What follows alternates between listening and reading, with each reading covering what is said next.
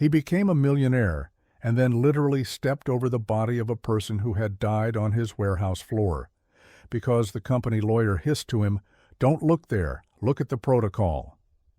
He was an African guy who had once come to America with one backpack and now was building a huge logistics center outside Dallas, and the whole town held him up as an example of the American dream. But one day, a woman died in his warehouse, and he agreed to hide the truth so as not to blow up the deal with the city council, the loans, and the investors. Now he was not afraid of fines or court. He was afraid that his children, raised in a Texas suburban home with a flag on the porch and school team T-shirts, would see a coward in him. Samuel Okoye grew up in the suburbs of Lagos, Nigeria, in a house where the light switch was always broken and the air always smelled of roasted corn and diesel fumes. His mother sold at the market. His father was constantly disappearing on illegal construction jobs. Samuel left for the United States on a student visa, studied at a Texas college, unloaded trucks at a roadside store at night, slept in a room with a mattress on the floor, and cheap instant noodles in a lunchbox. He got used to counting every bill, got used to picking up the phone for any call, even though he often only heard refusals. A simple idea got stuck in his head. Either you use your chance, or they never call again. Some 20 years after he first saw a 7-Eleven neon sign and the long parking lots in front of supermarkets, he was already running his own logistics company, Okoye Freight. He had an old but well-maintained Ford F-150 pickup, a house in a northern Dallas suburb, a backyard with a grill and plastic chairs, a mortgage he could have already paid off but preferred to put money into expanding the business. He mostly hired immigrants, paid slightly above minimum wage, gave people their first chances the way someone had once given him his. He felt proud when he was invited to speak at the local high school. Look, a guy from Africa who became a millionaire because he worked hard. But a year ago, something went wrong in his warehouse. A forklift that should have been scrapped long ago ran into a rack of boxes.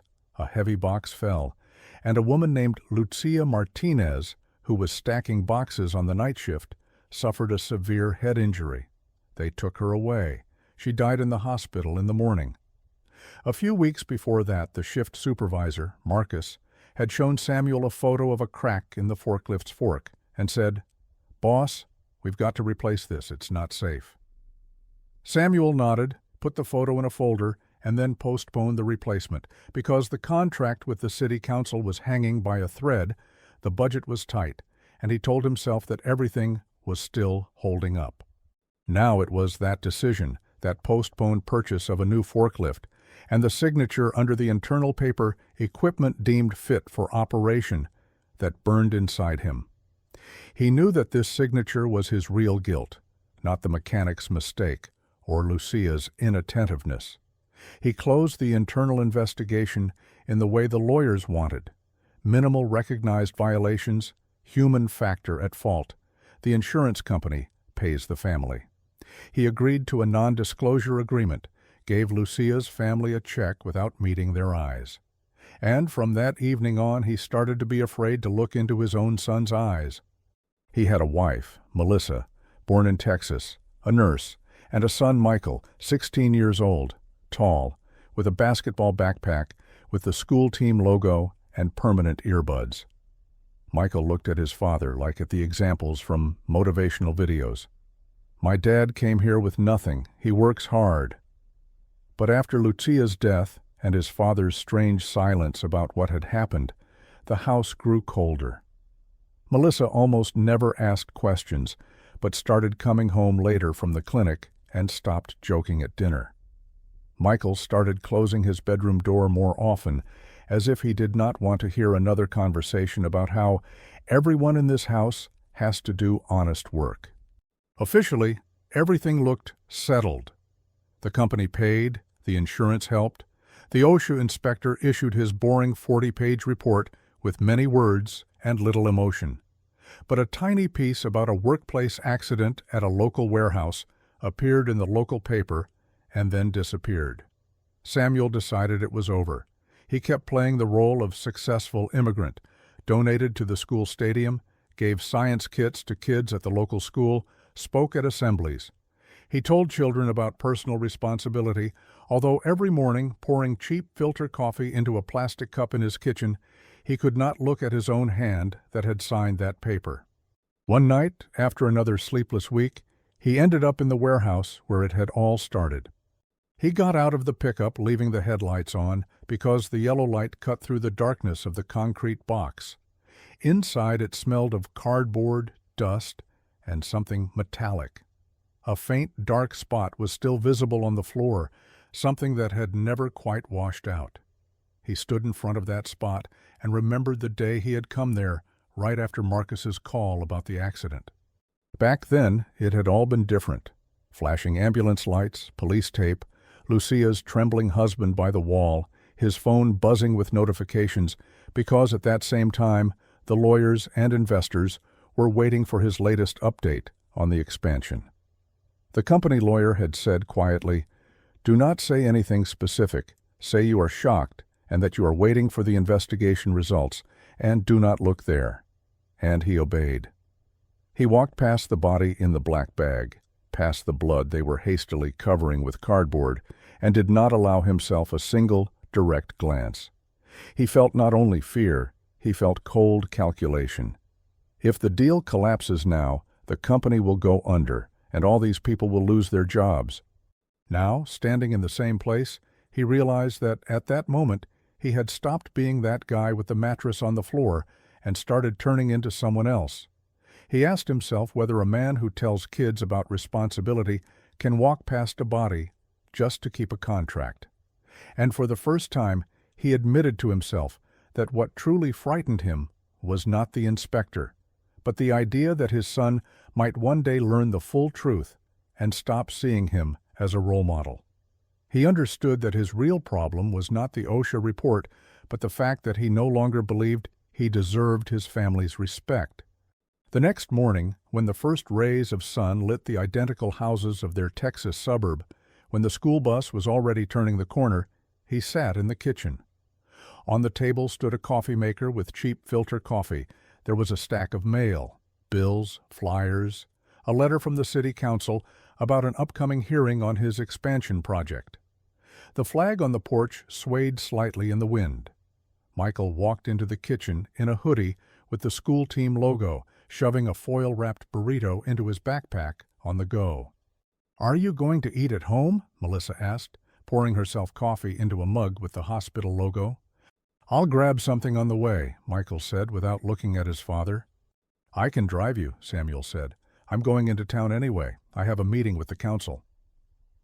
"I'll take the bus," Michael said. "You always have a meeting." There was no shouting in those words, but there was accusation. Samuel felt a stab of shame. He knew his son meant not only his busyness, but also that story no one spoke of directly in the house, but everyone knew something bad happened. He wanted to say, "I am doing this for you, for this house, for that flag on the porch," but realized those would be empty words. He only said, "I have a hearing on the new warehouse. It's important for the company and for the city." "For the city?" Michael repeated, "like at the warehouse last time?" And he walked out, slamming the door. Melissa silently stared into her mug. She did not defend her husband, but she did not add accusations either. He realized that their home, their kitchen with cheap coffee and a stack of mail, was no longer a place where he felt sure of himself. He also realized his son was not just disappointed in his schedule, he was disappointed in the man his father had chosen to be. The hearing at the city council, mentioned in the letter on the table, was crucial. The city had given preliminary approval to his new logistics center, which was supposed to bring hundreds of jobs and millions in tax revenue. But after the accident and the OSHA report, people in town started saying everything needs to be rechecked. In the conference room at City Hall, it smelled of plastic from new chairs and coffee from a vending machine. Photos of school teams and former mayors hung on the walls. Across from him sat the director of the Department of Economic Development, a tall man named Harper, and a city council member, a short woman in a strict suit named Ms. Clark. "We all know you have done a lot for the community, Mr. Okoye," Harper said, leafing through a folder of numbers. "Scholarships, donations. You even paid to fix the locker room for the school football team." "Because this is my community," he replied. "I live here. My kids go to this school." "But we have a problem," Ms. Clark said. "This OSHA report. And there is a complaint someone from your staff filed anonymously. It says you were aware of defective equipment before the accident." He felt his fingers go cold. He had thought the internal emails where Marcus had written about the crack in the forklift fork were left only in the closed corporate system. He had not expected anyone to risk taking this outside. "The complaint is anonymous," Harper said, "but if it is confirmed, we will have a major issue. The media already requested comment. You understand what that means?" He did. It meant not just a threat to the deal, but public shame. He could tell the truth now, admit he had seen the email and postponed repairs because he feared losing the contract. Or he could stick to the lawyer's line. "It was middle management error. I was unaware." "I did not see the complaint before the accident," he said, feeling each word cut him inside. "I trusted my people." He saw Ms. Clark slightly narrow her eyes, as if she sensed a lie. But procedure demanded an official answer, and he gave it. Walking out of that room, he knew very clearly that once again he had chosen to protect the deal and his reputation instead of simple truth, and that each such choice was stripping away something more important than money. That evening he went to a meeting of the African diaspora in a small church on the outskirts. Once a month the local pastor gathered immigrants, fed them rice and chicken on disposable plates. Kids ran around the hall with juice in plastic cups. Everyone here knew him as Brother Samuel who made it. He sat with a plate of rice and chicken when a young woman with a notebook and a local newspaper badge came up to him. "Mr. Okoye? I'm Lisa Green, a reporter from the Dallas County Herald," she said. "I grew up in this neighborhood. Thanks to your scholarship, I graduated from college." He looked at her in surprise. He remembered the fund he sponsored, but not every face. "That's nice to hear," he said. "I'm glad the scholarship helped." "It did," she said, "but now I work as a journalist, and I have questions about the death of Lucia Martinez at your warehouse." His heart dropped. He had not expected someone from his people, those who had received his help, to come to him not with gratitude but with questions. It felt like the ground moving. Not enemies, but those he had supported, were now demanding honesty from him. "It was an accident," he said, feeling he was repeating a memorized phrase. "We are working with OSHA. We paid compensation." "I saw a copy of the anonymous complaint and the internal correspondence with Marcus," she said quietly. "There is an email about the faulty forklift from 3 weeks before the accident, and a signature under a document stating the equipment was fit for service. You understand I am obliged to write about this?" He fell silent. Songs were playing in the church, people were laughing, kids were running, the smell of fried chicken, mixed with the smell of cheap coffee. And he suddenly felt that this cozy world was slowly turning another side toward him. "You are obliged to write the truth," he said, speaking for the first time in a long time, not as a businessman, but as a human being. "But the truth is that I got scared. I was afraid of losing everything I had built, and I made the wrong choice." "Then say it not to me but publicly," she said, "because otherwise someone else will say it instead of you."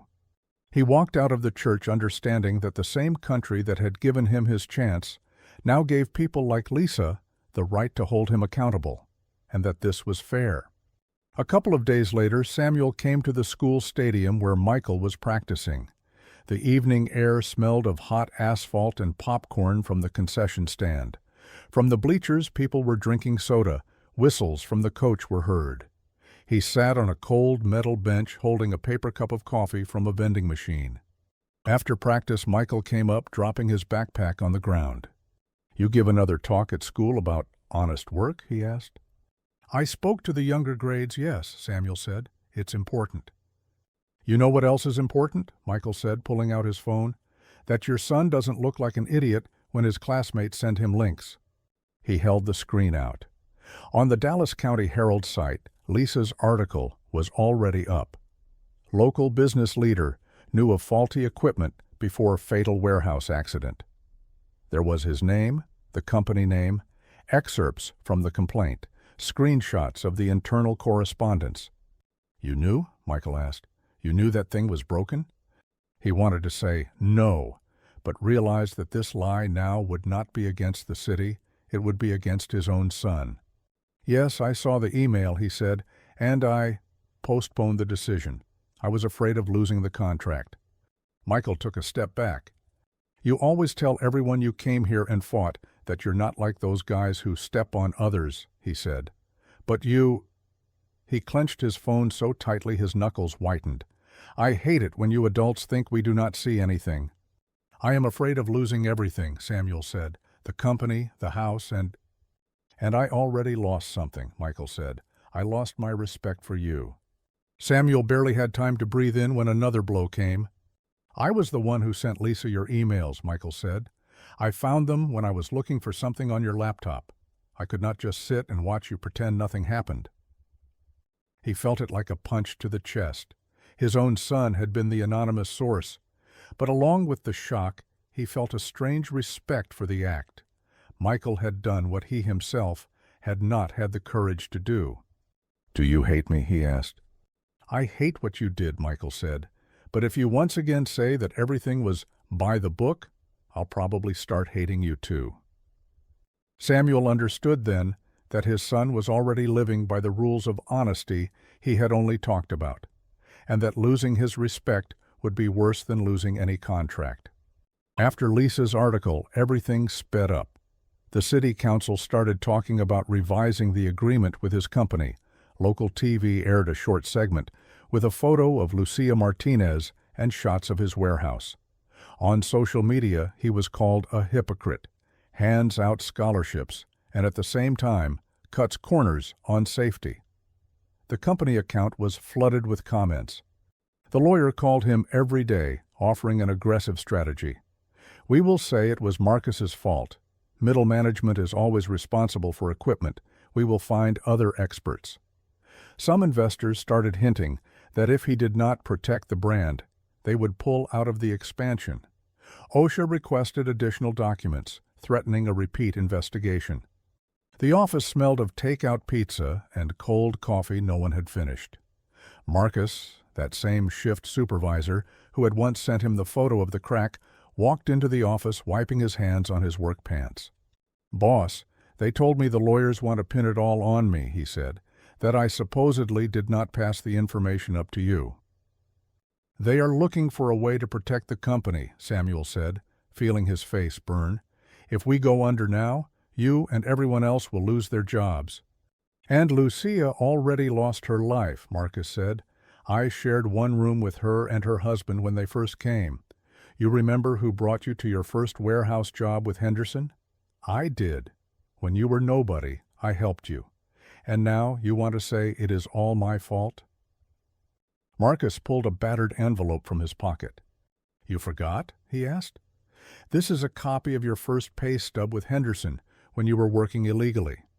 Back then I covered for you, told the boss you were my cousin, and that your papers were in order. If they had found out, you would have been deported. I kept this because I was proud you later became the big boss." He looked at the old sheet of paper, at his name, at the crooked signature. That night long ago Marcus had taken a risk to give him a chance. And now lawyers were proposing to turn Marcus into a scapegoat. "I am not going to say you are to blame," he finally said. "It's not the truth." "Then say where the truth is," Marcus said, "and say it not to me, but to everyone watching the news right now." Samuel saw clearly now that his success had been built not only on his hard work, but also on other people's risks and trust, and that betraying Marcus would mean finally losing the right to call himself an honest man. At night, the day before the big open hearing at the city council, he sat on the same kitchen chair where he usually drank his morning coffee. Melissa sat across from him sorting mail, bills, flyers, A letter from the school about a parents' meeting, several envelopes without a return address, probably letters with threats or pleas. "Are you going to the hearing tomorrow?" she asked. "I have no choice," he said. "If I do not show up, they will decide without me anyway." "The question is not whether you show up or not," she said. "The question is what kind of speech you bring there." He was silent. He thought about the lawyer's words, about how they could partially admit responsibility, but not so much as to harm the company. He thought about his son, about Marcus, about Lucia. "Lucia's husband came here," Melissa said suddenly. "Back then, right after her death. You were on a business trip. He stood on the porch holding a letter. He asked to see you. I said you were busy, that you were in negotiations. He looked at me like a man who cannot understand why his wife's life is worth less than someone's contract." He froze. It turned out he had had a chance for an honest conversation back then, and had not even known about it, because he had been constantly somewhere else, doing business. "I transferred some money to them myself," Melissa went on, "from our personal savings, less than you gave them through the lawyers, but more honest, without any non-disclosure papers, because I felt ashamed to live in this house with the grill, with the flag on the porch, and say, 'We are a decent family,' if we could not even look him in the eye." He looked at her. In that gesture from Melissa, there was more real responsibility than in all his checkbook donations. "If tomorrow you talk again about procedures and systemic inconsistencies," she said, "I will probably move to my sister's. Not because I do not love you, but because I do not want to live with a man who fears the truth more than he fears losing everything." He understood that what would be decided at the hearing the next day was not only the company's fate, but his family's, and that his honesty would define whether they would still have shared mornings at this kitchen table. The day of the hearing was overcast. In front of the City Hall building, people stood with signs, "Safety before profit," "Lucia is not a statistic," "Do not sell our lives for jobs." Local TV cameras, reporters' plastic coffee cups, police officers directing parking. The council chamber was packed. Flags of the United States, the state of Texas, and the city hung on the walls. At the long table with microphones sat council members, among them Ms. Clark. In the front rows were workers from his warehouse, Lucia's family, Marcus, Melissa, Michael. Lisa Green, with a notebook and station microphone, sat to one side. The chair announced, "Today we are reviewing the extension of the agreement with Okoye Freight and discussing the findings of the investigation into the accident which led to the death of Lucia Martinez." First, the OSHA representative spoke, reading dry data. Device deemed defective. Recommendations for replacement were ignored. Non-compliance with safety standards. Then Lucia's husband, Juan, was given the floor. He spoke quietly about how his wife had taken night shifts so their children could have new sneakers for school, how she had dreamed that their youngest son would play on that very school stadium which Samuel's fund had helped renovate. The room was silent. Finally, Ms. Clark said, "Mr. Okoye, please come to the microphone. You have the opportunity to make a statement." He stood up. His legs felt as heavy as if weights were tied to them. He walked to the microphone, set down on the stand a sheet of paper with the legally neutral phrases he had prepared, looked at it, and put it back in his pocket. "My name is Samuel Okoye," he said. "I was born in Nigeria, in a house where a light switch in the room was a luxury. I came here 20 years ago with one backpack. At night I unloaded trucks at a roadside store, ate cold pizza from the box, drank free coffee from the machine, and prayed they would not catch me without the right papers. Marcus." He looked out at the room where Marcus was sitting. "Gave me a chance back then when he told the boss I was his family and took the risk on himself. Then I went to school, worked, started my own company. I have always told everyone that America is a place where, if you work honestly, they will give you a chance." He paused. Someone coughed in the room. A phone rang somewhere. "A year ago, Lucia Martinez died at my warehouse," he continued. 3 weeks before that, I received an email from Marcus with a photo of a crack in the forklift fork. I saw the email. I understood we had to replace the equipment immediately, and I postponed the decision, because at that moment we were negotiating a big contract, and I was afraid that if we shut the warehouse down, the deal would fall through. I told myself it was dangerous, but that it could hold on for a couple more weeks. That was wrong. He felt his voice tremble, but he went on. After the accident, the lawyers told me, say as little as possible. Do not admit responsibility. It could hurt the company, the jobs, your family. I listened to them. I walked past Lucia's body in the black bag without looking. I signed the non-disclosure agreement. I paid money to her family. I did everything I could to keep the contract. And every time I spoke at the school or in church and talked about honest work and responsibility, I knew there was a coward sitting inside me. He looked out into the room. Michael sat with his fists clenched. Melissa looked at him without a smile, but without hatred. My son found our internal emails and sent them to the journalist, he said, feeling a murmur ripple through the room. It was him, not some anonymous employee. He did what I was supposed to do. He chose the truth, and I chose what was convenient. I am not proud of myself as a businessman in this story, but I am proud of my son, and I want this city to know. If you are looking for who is to blame, it is not Marcus, not the inspector, not Lucia, not my son. I am the one who is guilty. He took a breath and continued. I am not asking you to keep my contract at any cost. If you decide to terminate the agreement with my company, that will be fair. But I am asking you to let me fix what I still can fix. I have already signed papers to step down as CEO, and the management of the company will pass to an independent board that includes representatives of the workers and the city. Part of the profits we commit to direct to a workplace safety fund that will be controlled not by me, but by you and people like Lucia's husband.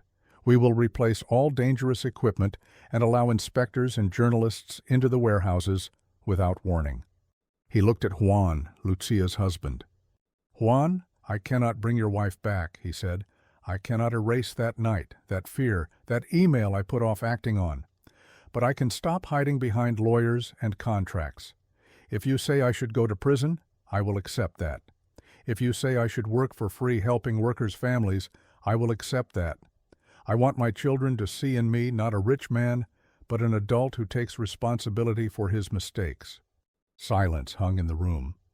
The council chair was about to give the floor to others when Juan stood up. I came to this country just like you did, he said quietly. We all want a better life. I have hated you this whole year. Every time I saw your pickup, your house, that flag on the porch, I thought, my wife died so he can go on living well. But when I heard that your son himself exposed this and saw how you speak now, I do not know if I have fully forgiven you. But I do not want my wife to have died only for the sake of revenge. If you do what you said, if you really give workers a voice and stop hiding, I am willing not to demand prison for you. I want to see you work every day for those who go out on night shifts like Lucia did. Some people in the room were crying, some were recording on their phones. Ms. Clark looked at her colleagues on the council. We will take a recess, she said. But one thing I can say already. This city does not need infallible heroes. This city needs people who can admit their mistakes and not hide behind statistics. Samuel stood at the microphone and finally understood that real patriotism was not in loud speeches about the flag and the American dream, but in being willing to stand before your neighbors and tell the truth, even when it costs you everything.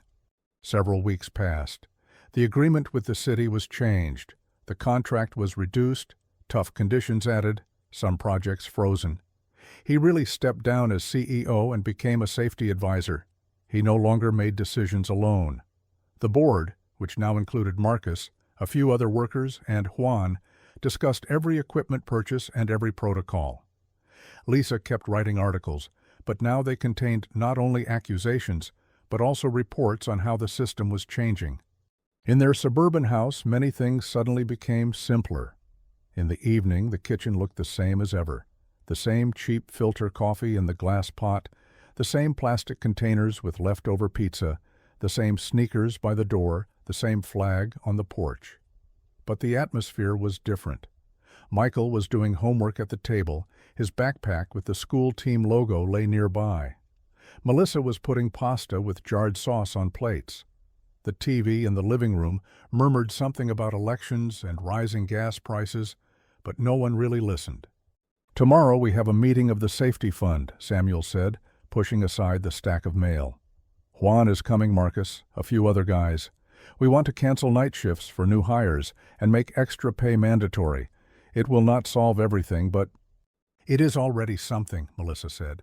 "Are you still afraid?" "Of course," he said. "Afraid I will do something wrong. Afraid people will think I am doing this only for my reputation. But at least now I am not afraid to look them in the eye." Michael raised his head from his notebook. "I told Coach I am not going to the tournament on Saturday," he said. "I want to come to your meeting, to see how you all do things." "Are you sure?" Samuel asked. "I am sure," Michael said. "It's just, if I am ever going to talk at school about responsibility, I want to know that at home I have an example, not just a pretty story." They ate simple food, drank cheap coffee, argued about whether they should repaint the fence for summer and whether to finally replace the old pickup. It was the most ordinary American evening in a house with a flag on the porch, a grill in the backyard, and a stack of mail on the table. But now everyone in that room knew that behind this piece stood a decision to tell the truth, even when it hits your wallet and your pride. This story did not erase the past and did not turn Samuel Okoye into a flawless hero. Lucia was still dead, and that guilt stayed with him.